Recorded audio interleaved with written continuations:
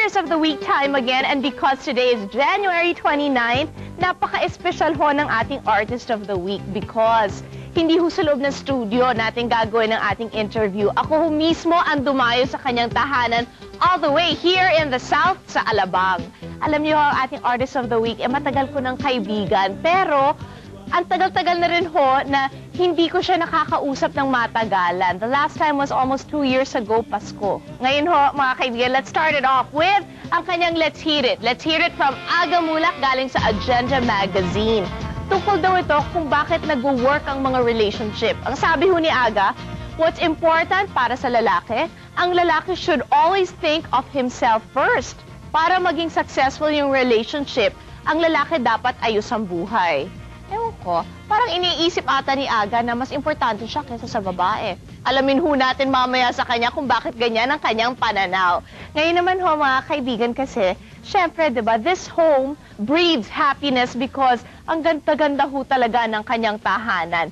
Aga will give us a tour. Let's get to know Aga, his latest movie, his latest love, and his relationship right now with E.G. Boy. Nasaan na si Aga? Mukhang shy si Aga. Aga? Yes! Hello! Thank you, thank you, thank you. Salamat for having me over. Lika na. Let's go.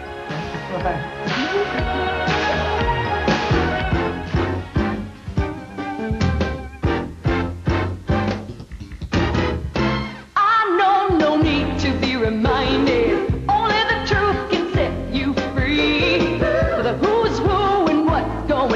Just reach out and talk to me. Talk of the town, no, you can't deny it.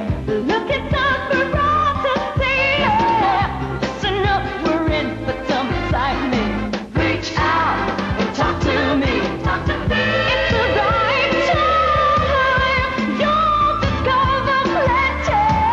Come on, what's on your mind? Give me a sign. Don't waste my time.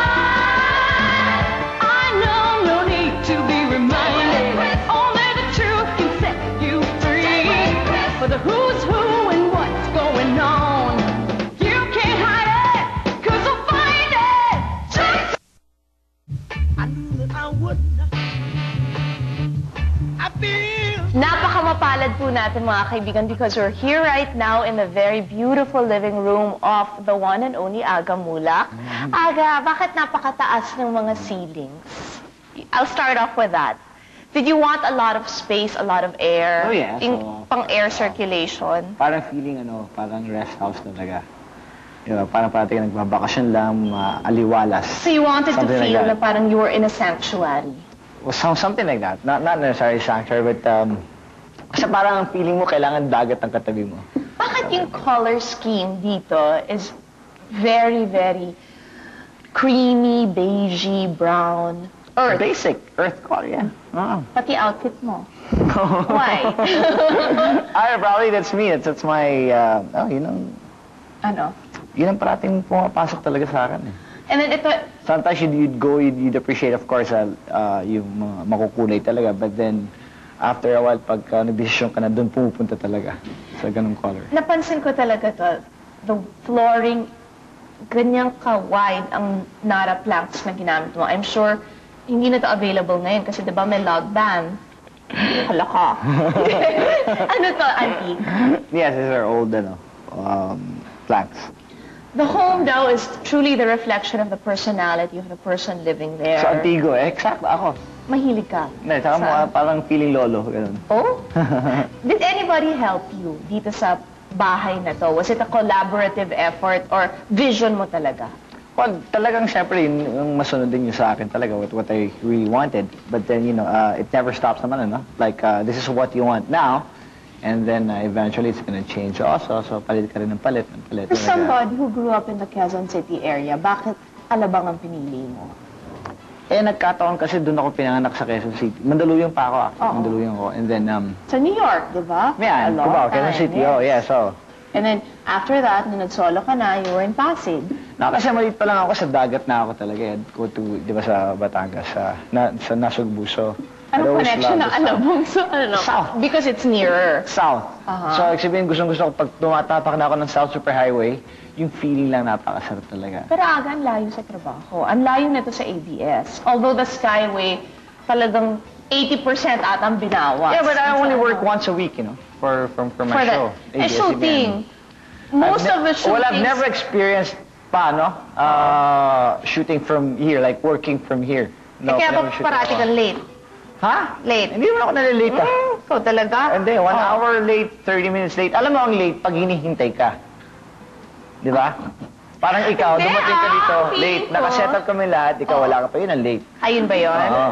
Okay, ganyan ang buhay. At least, aga ikaw kasi, explain ko lang yun ikaw, pwede kang bumangon, maligo, yun na. Kaming mga babae, babangon, maliligo, at 2 hours kaming Parang nagpapaganda. nag-complaining naman. Sinabi ko lang sa'yo kung ano yung ano ng late. Okay, ang late sa'yo, pag hinihintay Pag hinihintay ka, oo. Pero pag, call time is 10. Let's say call time is at 1 o'clock in ano the oras ka afternoon. dumadating? 2. Okay. Kasi pagdating ko Do you naman, drive nakahanda na ako yourself? eh. No, I have a driver. You have a driver. Yes. Gaano kalaki household staff mo? Dito. How many maids do you have? Me? Oo. 3. 5? 5? Bakit? Ewan ko nga eh. Nangyari lang na 5. Oo, anong nagkataon mga lang. duties nila? You have your cook. Okay. Tapos yung labandera mo. Oo. And then House may... girl? Oo, dalawa sila. Dalawang house girl. And then parang may secretary who answers the... Bakaginong milyonaryo mo na talaga. Hindi naman. Ilan ang driver Nagkakataon mo? lang gumaganon. Ilan ang driver? Dalawa? Pero I used to have two, tapos nag-isa muna ako ngayon. Okay, and then you have a security guard. May boy Hindi, ba? Wala na. I used to have a security guard, but inalis ko na. Kasi wala parang na. walang ginagawa Useless naman. Kasi Useless, very exactly. well secured ang Alabang Yes. talaga. Mm-hmm. What about to tend to the garden? Hardinero ko. Meron din. Yeah, meron ako hardinero. Live-in din yun? Yes, He stays here. yes. Wow. So, when you conceptualized this house, did you think of it as your house or your future family's house? Yun na yun. Family's house. Family talaga. Yeah, so, but then, Ilan bedrooms ba? parang may madami kang mali-mali pa rin, no? That's why I'm... You have a huge master's Yes, bedroom. oo. Ilan ang Well, other rooms? I have 2 rooms pa, aside from the master's So, bedroom. 2 bedrooms. Mm. Tapos, So I have 3 bedrooms all in all. 3 bedrooms all in all. is that enough? So, does that mean you want a small family? No naman, but kasi unang-una, bago mo mapuno yung 2 bedrooms na yun, it'll take time, you know?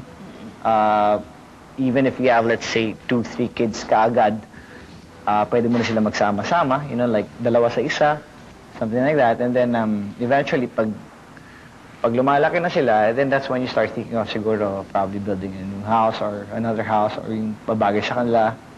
Noong time na nasa residensya ka pa at nasa Alexandra, kung mahilig ka na mag-experiment magluto. Diba? You would try, although yung taste, ganun lang. Ngayon magaling ka na ba? Hindi. Magluto. Pero you experiment sa kusina. Ha? Kahit pa paano, di ba? No. Anong no? No, I don't. Ano lang? Wala lang. Ano nandito ako last time, masarap naman, pero hindi nga niluto. Puro cold cuts ang sinerve mo. Dito? Oo, meron kang mga salami, tapos meron mga cheese, at meron mga bread. Yeah, by the Yun ang time you were on a nilabas diet, mo. so hindi mo kinain, wala kang ginalaw. Pero other times, pag naghahanda ka for friends, ano? Lutong bahay talaga. Like, what are your favorites? Sinigang, ampalaya. Oo, anong klaseng sinigang? Sinigang, Hipon, baboy. bangus, Pork, baboy yes, talaga. So you're not so health conscious now? I am naman, No, anyway. there was a time, di ba, that you were on that strict Yes. diet talaga. na Kinakain ko high rin naman protein. yung soup lang naman eh, ng sinigang, tas sa kanin. Oo. Sarap. But I don't like eat that every, like, ang hindi pwedeng mawala sa akin ang palaya. How often do you eat it? Ang palaya? Oo. Siguro like 3-4 times a week. Talaga? Anong luto? Ginisa. Okay. Nilalagyan ng itlog ng inyo, hindi? Di ba? Para mabawasan ng ano.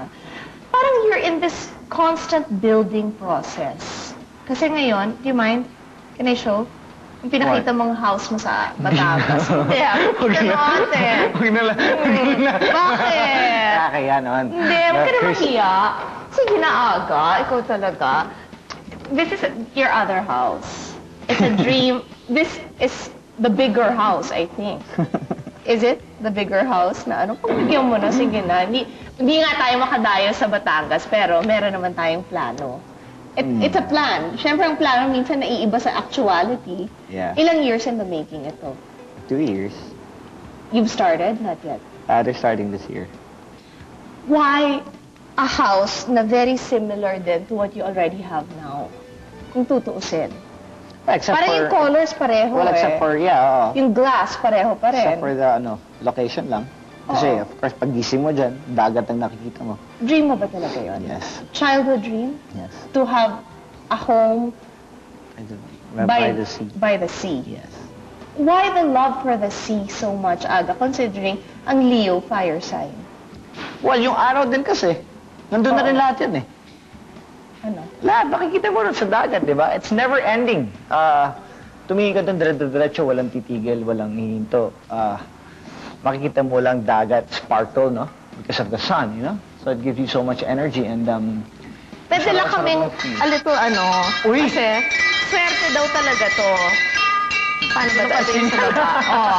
Kasi di ba pag This is really, that's mine? Yes, we brought it for you because ang wind chimes drives away daw evil spirits. Yeah, alright. Ako ata rin. Hindi, pero at ang maganda sa chimes, di ba, Aga, it fits the, I guess, the overall concept of your house na gusto mo na maliwalas. Yeah, exactly. Siguro sa labas doon, by the pool, dahil dyan mukhang mahangin talaga eh. Mahangin talaga dito. Oo. Ito, thank you very much, Kasi, Appreciate it. Thank good you, luck thank you. din daw yan. Ha? Good luck yan. Kasi medyo, isang pelikula lang ang nailabas for you in 98. Am I correct? 2. Two? movies. The one with Mikey? Ike and Aiko. Ay, okay. But Yeah. both in the early part. Yeah, so yung parang second, third, and fourth quarter ng taon, walang pelikula. It's diba? like, no, first and second yun eh.